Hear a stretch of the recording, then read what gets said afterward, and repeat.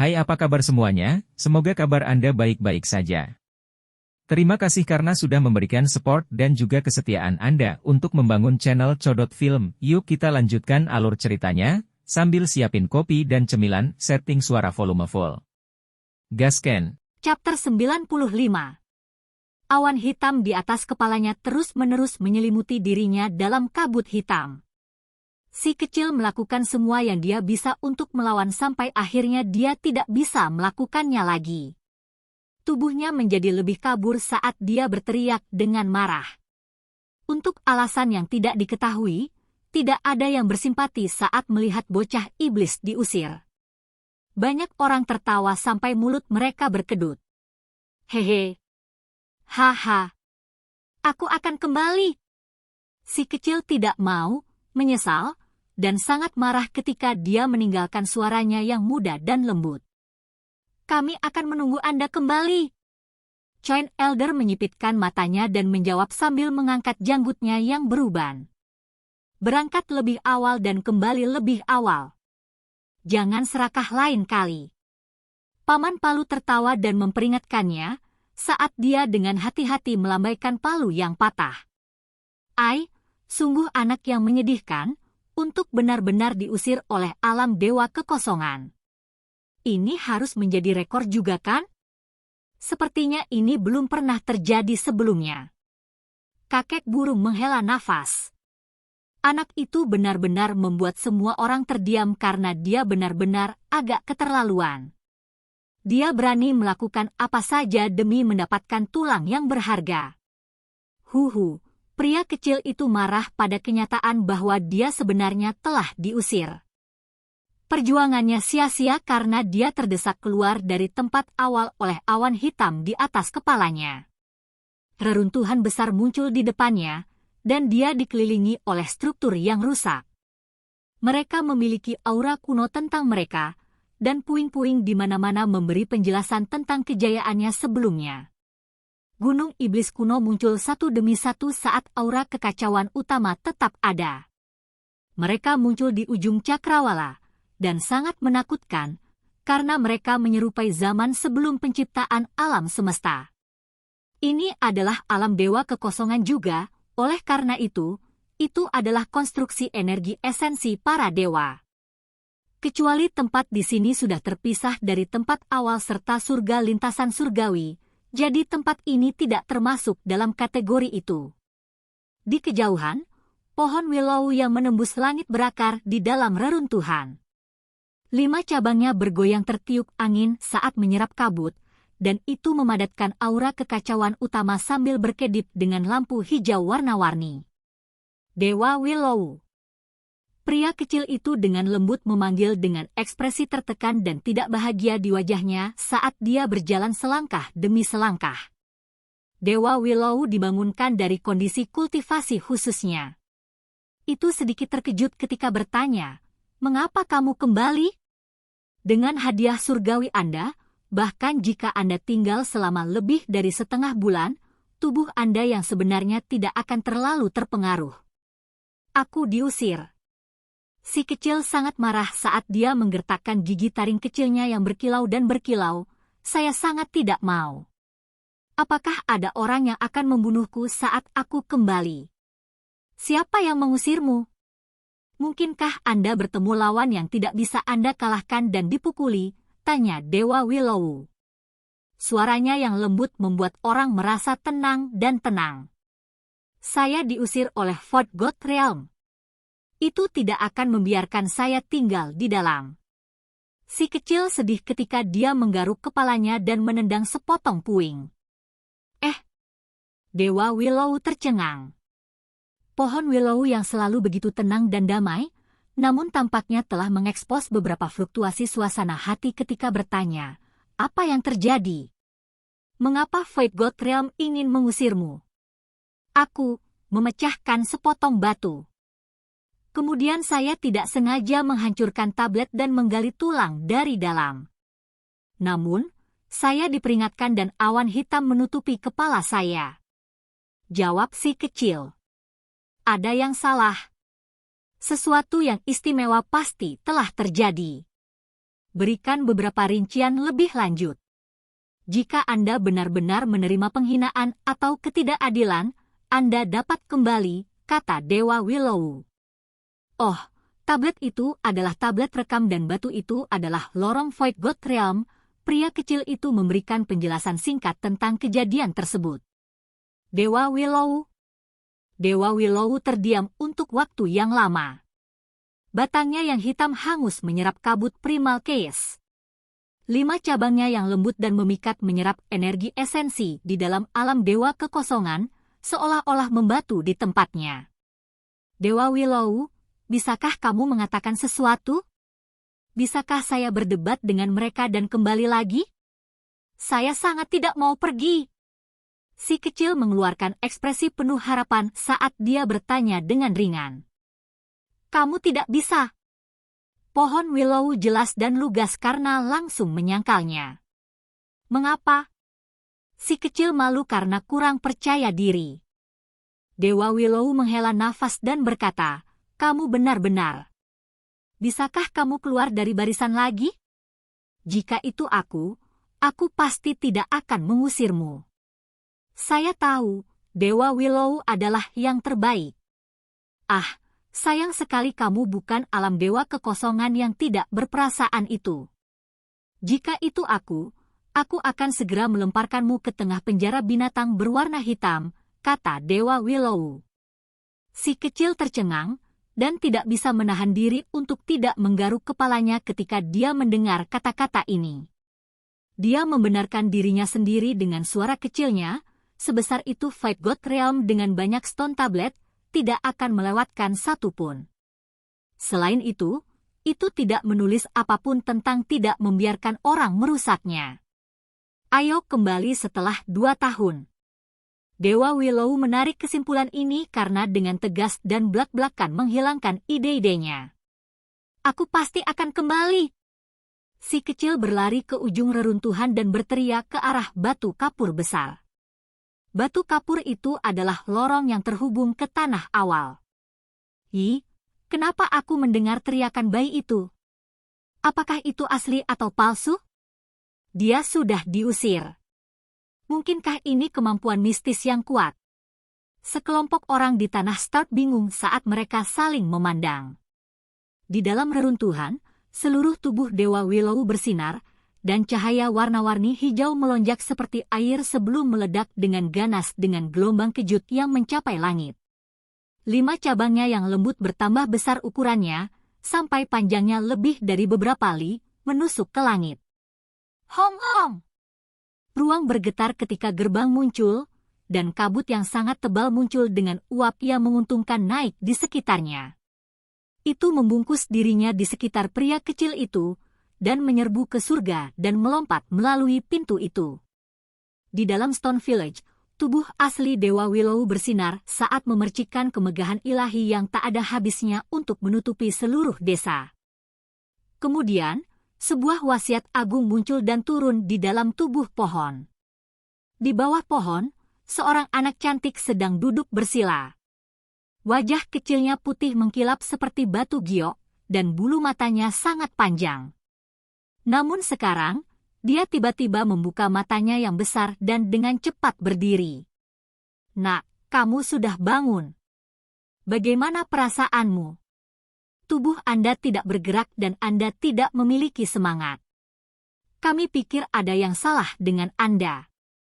Jiwamu seharusnya tidak meninggalkan tubuhmu kan? Sekelompok penduduk desa mengelilinginya dengan ekspresi khawatir dan gugup. Tidak ada yang salah denganku. Dewa Willow merawat saya, jadi saya tidak dalam bahaya. Saya pergi ke tempat yang disebut Void God Realm. Pria kecil itu berdiri dan memberitahu mereka bahwa dia hanya menjalani perjalanan mental di dalam kehampaan besar. Ah, seharusnya aku berpikir bahwa itu adalah Void God Realm sejak lama. Hanya saja, saya belum pernah masuk ke dalamnya. Ketua berteriak kaget. Wow, perjalanan mental melalui kekosongan besar. Bagaimana rasanya? Tempat seperti apa Void God Realm itu? Qin Feng bertanya dengan rasa ingin tahu. Dia mengikuti sekelompok anak-anak dan mengelilinginya saat mereka mengobrol terus-menerus, menuntut agar dia memberitahu mereka. Si kecil berbicara semuanya dengan jujur dan tidak menyembunyikan apapun.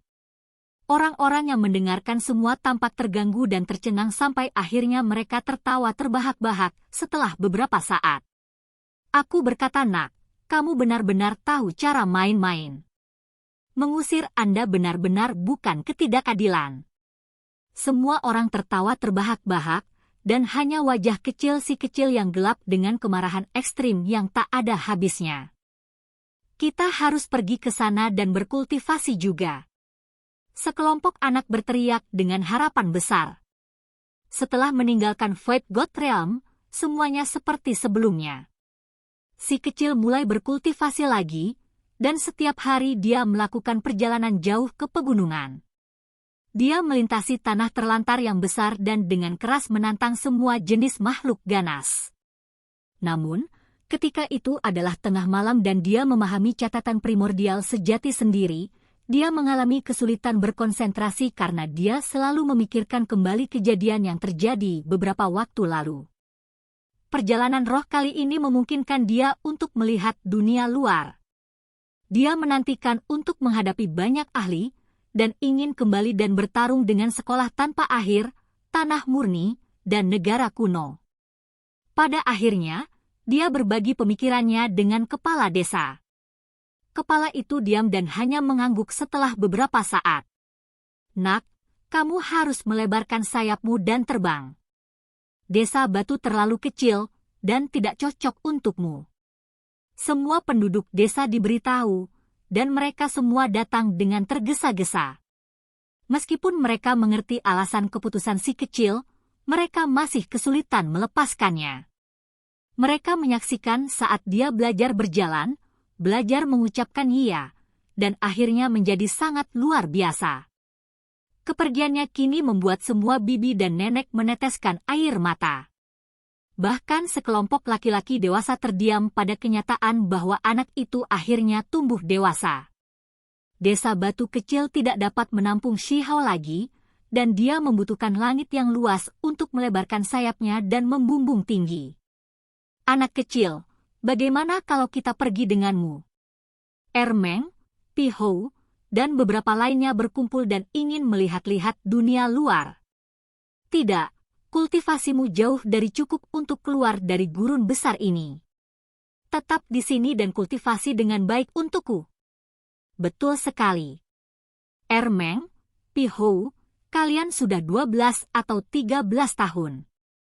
Anda harus menikah dan meninggalkan banyak bayi sebelum pergi." Orang tua mereka dan para tetua menentangnya, dan bahkan menyebutkan pernikahan. Itu membuat anak-anak ini memerah karena malu. "Aku akan pergi bersama dengan adik laki-laki," King Feng berkata. Tidak ada yang menentangnya, karena si kecil justru akan mengirimnya ke Heaven Mending Pavilion. "Oke. Ayo pergi besok. Kami akan berkultivasi di sepanjang jalan, dan perlahan-lahan meluangkan waktu kami untuk melakukan perjalanan melalui segalanya." Si kecil mengangguk. Akhirnya, dia mengucapkan selamat tinggal pada Dewa Willow dan meminta pendapatnya. "Pergilah dan berhati-hatilah di sepanjang jalan. Namun, yang terbaik adalah jika Anda kembali sebelum Anda berusia 12 tahun, usul Dewa Willow." Si kecil menunjukkan ekspresi bingung ketika dia bertanya mengapa. "Kembalilah ke desa batu untuk menerima baptisan," Dewa Willow memberitahu. Anak-anak dari klan besar, serta anak-anak bangsawan dan murid dari Tanah Murni melakukan beberapa pembaptisan. Ini diadakan ketika mereka berusia 5, 10, dan 15 tahun, dan dilakukan dengan darah sejati dari binatang buas serta obat-obatan berharga yang langka untuk memurnikan tubuh dan mencuci jeroan. Itu penting, karena menyangkut prestasi masa depan mereka. Sebelum si kecil berusia 5 tahun, dia telah disegel di dalam kuali, dan tubuhnya telah dimurnikan oleh darah berharga dari keturunan kuno Suanni, meletakkan fondasi yang kuat. "Akarmu sangat bagus. 2 tahun lebih awal atau terlambat untuk pembaptisan kedua Anda baik-baik saja, tetapi Anda tidak dapat melewatkannya apapun yang terjadi, jadi Anda harus kembali. Dewa Willow memperingatkan berulang kali. Si kecil dengan hati-hati mengangguk untuk menunjukkan bahwa dia mengingat kata-kata ini dan sangat berterima kasih. Kali ini, Dewa Willow tampaknya menekankan pentingnya hal ini, dan dia tidak tahu pembaptisan seperti apa yang ingin dilakukan padanya. Ketika keberangkatan mereka akhirnya tiba, semua penduduk desa mengirim keduanya pergi. Unicorn, Little White, bersinar di mana-mana dalam cahaya putih perak, seolah-olah dilemparkan ke dalam logam karena dibungkus dengan simbol. Itu hampir berubah menjadi binatang buas, dan sekarang, itu berubah menjadi pemimpin dari tunggangan yang berharga ini. Kelompok unicorn ini sudah membiasakan diri dengan orang-orang desa batu, dan praktis milik semua orang. Putih kecil, aku tidak bisa membiarkanmu menemaniku kali ini. Tempat yang harus saya tuju terlalu jauh dan penuh dengan banyak bahaya. Si kecil menepuk kepalanya yang tertunduk. Tangisan burung terdengar saat Ziyun, Dapeng dan Xiao Qing turun. Masing-masing dari mereka beberapa meter panjangnya, dan mereka menjadi semakin mistis dan kuat. Seluruh tubuh mereka beredar dengan simbol. Dalam 1 atau 2 tahun, mereka akan sepenuhnya matang dan menjadi penguasa pegunungan terdekat. Pada saat itu, desa batu tidak hanya akan sangat aman, perburuan yang dilakukan penduduk desa juga akan jauh lebih aman. Ziyun, kalian juga tidak bisa mengikuti. Perjalanannya terlalu jauh dan itu benar-benar sangat berbahaya. Si kecil menenangkan mereka dan menyuruh mereka tinggal di sini untuk melindungi desa dengan baik. Ketiga burung itu terus-menerus menggosok kepala mereka dengan penuh kasih sayang ke tubuhnya untuk mengekspresikan keintiman dan ketidakpuasan mereka, tetapi mereka tidak punya pilihan. Pada akhirnya, hanya bola berbulu emas yang melompat ke bahunya. Hal utama adalah bahwa itu hanya seukuran kepalan tangan, jadi itu adalah target kecil. Kemanapun dia pergi, sangat nyaman untuk dibawa. Sebelum pergi, kepala suku mengeluarkan sebuah kotak batu dan dengan sungguh-sungguh membukanya sebelum mengeluarkan bulu merah. Nak, bawa ini bersamamu. Itu adalah benda yang ditinggalkan burung merah kecil saat itu. Ketika pohon willow mengobati luka-lukanya, ia tidak memiliki cara untuk membalas budi, dan meninggalkan bulu dewa sebagai objek untuk menunjukkan niat baiknya. Ini mungkin sangat menakutkan bagi beberapa klan yang lebih besar. Akhirnya, si kecil dan King Feng pergi. Penduduk desa mengirim mereka beberapa li jauhnya.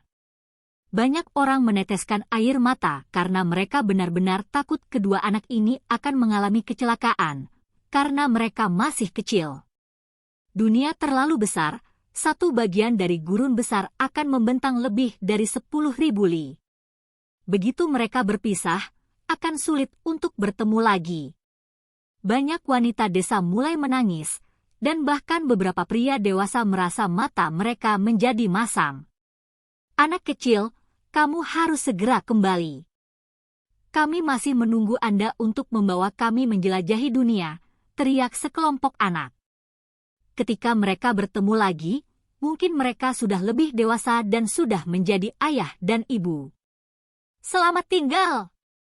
Si kecil juga meneteskan air mata. Setelah memberi mereka pandangan terakhir, dia dengan cepat menyerbu ke kejauhan dengan King Feng. Waktu dengan cepat dikemas oleh. Dalam sekejap mata, beberapa bulan berlalu. Si kecil dan King Feng melakukan perjalanan keluar dari pegunungan besar. Untuk bepergian dengan berjalan kaki, 300.000 li hanyalah angka astronomi. Namun, keduanya menggunakan banyak metode. Sepanjang rute ini, mereka menghasilkan beberapa binatang buas, dan menggunakannya sebagai alat transportasi. Tentu saja, tingkat kematian mereka tinggi, dan mereka harus berganti tunggangan dari waktu ke waktu. Karena mereka terutama melatih tubuh mereka selama ini, mereka tidak terlalu terburu-buru kali ini. Mereka terus menjelajahi banyak tanah terlarang dan hampir menemui kematian beberapa kali. Ini juga mengapa si kecil tidak membawa unicornnya. Mereka sudah cukup mesra satu sama lain, jadi dia tidak ingin mati selama perjalanan. Ah iya! King Feng berteriak keras ketika tubuhnya berada di udara. Dia sangat gugup saat angin di sekitarnya bersiul lewat. Si kecil menangkap seekor burung ganas, dan keduanya melompat ke punggungnya untuk melakukan perjalanan cepat melalui pegunungan. Burung ganas itu menjadi gila, dan hampir menjatuhkan diri beberapa kali. Keduanya seperti obat pasta lengket. Mereka menempel di punggungnya dengan nyawa mereka saat mereka mengendalikannya ke arah tertentu. Mereka hanya melepaskannya setelah beberapa hari ketika burung ganas itu mulai mengumpulkan busa putih di mulutnya dan tidak bisa menanganinya lagi. Faktanya, mereka juga perlu mengisi kembali makanan dan air mereka. Sangat menyenangkan. King Feng sangat bersemangat. Bagian dari perjalanan ini adalah pengalaman yang sangat menyegarkan baginya. Hanya saja, melakukan ini juga sangat berbahaya. Kadang-kadang, burung-burung ganas atau binatang buas itu terlalu keras kepala. Mereka akan menyerang langsung ke tempat terlarang dan memprovokasi makhluk mengerikan yang tak terhitung jumlahnya. Bahkan, mereka menghadapi bahaya pada hari berikutnya. Mereka ditangkap oleh binatang tak dikenal yang memiliki sisik ungu pekat di sekujur tubuhnya. Itu membawa mereka ke rawa dan memprovokasi kelabang besar yang panjangnya lebih dari 10 meter. Itu memuntahkan racun yang segera menghancurkan sebagian besar hutan. Binatang bersisik ungu itu mati di tempat dan menjadi seonggok tulang putih.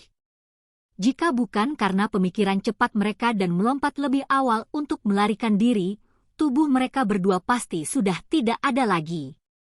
Mereka tidak terdesak waktu selama perjalanan ini. Mereka terus-menerus melakukan perjalanan sambil berkultivasi. Mereka benar-benar menemukan lebih dari 10 keping obat roh, dan bahkan memburu darah sebenarnya dari banyak binatang buas yang akan sangat menguntungkan kultivasi mereka. Setelah setengah tahun, keduanya akhirnya berjalan keluar dari gurun besar seluas 300.000 li dan tiba di daerah perbatasan negara batu. Selama waktu ini, lelaki kecil itu membangun jalan surgawi kelimanya. Sebuah gunung berapi dipenuhi dengan cairan berwarna emas saat melonjak dan mengalir ke tubuh si kecil. Saat ini, ia dikelilingi oleh gunung berapi di atas kepalanya, di sisi tubuhnya, serta di depan dada dan punggungnya. Usianya masih 9 tahun. Kakak kecil sangat kuat. Baru setengah tahun, namun Anda menerobos lagi. Kepala kakek telah mengatakan bahwa dibutuhkan setidaknya beberapa tahun bagi orang lain untuk membuka jalan surgawi yang lain. King Feng tampaknya memuja. Di dalam hati kecilnya, adik laki-laki muda ini benar-benar maha kuasa. Masih tidak memadai, aku harus menjadi lebih kuat. Pria kecil itu berbicara dengan lembut. Selama setengah tahun terakhir ini, King Feng juga meningkat agak cepat. Di bawah bantuan si kecil, mereka memburu banyak binatang buas. Di bawah penggunaan darah sejati, serta menelan banyak obat-obatan berharga, dia sudah memasuki ranah transformasi darah, dan hampir mencapai tahap pertengahan juga. Simbolnya telah lama menjadi dalam dan mendalam, tetapi satu-satunya kelemahannya adalah tubuhnya tidak sekuat itu. Mustahil baginya untuk menjadi seperti si kecil yang bisa bersaing dengan keturunan berdarah murni dari burung dewa atau binatang buas. Akhirnya, mereka memasuki negara batu. Mereka tidak pergi pada rute yang sama seperti terakhir kali, dan masuk melalui kota yang berbeda. Aku merasakan alam dewa kekosongan. Sayangnya, saya tidak bisa masuk. Si kecil menemukan fakta ini ketika mereka memasuki Stone Country.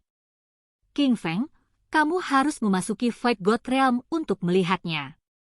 Temukan yang bernama Paman Palu, Kakek Burung, dan Paman Koin, dan tanyakan di mana paviliun mending surga berada dan bagaimana menuju ke sana. Terakhir kali, Dia hanya ada di sana kurang dari sehari, dan bahkan tidak punya waktu untuk menanyakan hal-hal ini kepada mereka. Akhirnya, Qin Feng duduk dan mulai bermeditasi. Dia merasakan kehadiran Void God Realm, dan akhirnya masuk. Setengah hari kemudian, pikiran Qin Feng kecil akhirnya kembali ke tubuhnya, dan dia perlahan membuka matanya. Bagaimana itu? Si kecil menunggu dengan penuh harap. Kenyataannya, dia sedang mengenang dunia misterius itu. Adik kecil, aku tidak tahu kamu begitu terkenal. Tempat itu mendidih karenamu. Qin Feng kecil tampak sangat bersemangat. Apa yang terjadi? Qin Feng berkata, kamu melakukan banyak hal. Anda memecahkan lorong Void God Realm, memecahkan salah satu rekor anak murid ganda, dan Anda bahkan menghancurkan tablet rekaman. Meskipun Anda belum muncul lebih dari setengah tahun, Anda sudah menjadi karakter legendaris. Kecuali, reputasimu tidak begitu bagus. Qin Feng dengan hati-hati menambahkan. Wajah si kecil menjadi gelap saat dia mengelus dagunya. Dia masih tenggelam dalam pikirannya, dan ingin membunuhnya. Paman Palu membocorkan informasi, dan banyak orang tahu bahwa Anda mungkin pergi ke Paviliun Perbaikan Surga atau Akademi Zulu. Saat ini, dunia itu gila dan eksplosif, dan banyak orang bahkan ingin mengikutimu ke Paviliun Perbaikan Surga atau Akademi Zulu. Qin Feng sedikit gugup ketika dia mengungkapkan informasi ini. Faktanya, keributan besar sedang terjadi di alam Void God. Itu semua karena anak nakal legendaris itu muncul lagi, dan kali ini dia muncul di dunia nyata. Oke guys, jangan lupa like, comment, share, and subscribe di channel Codot Film. See you next video, peace out and bye-bye.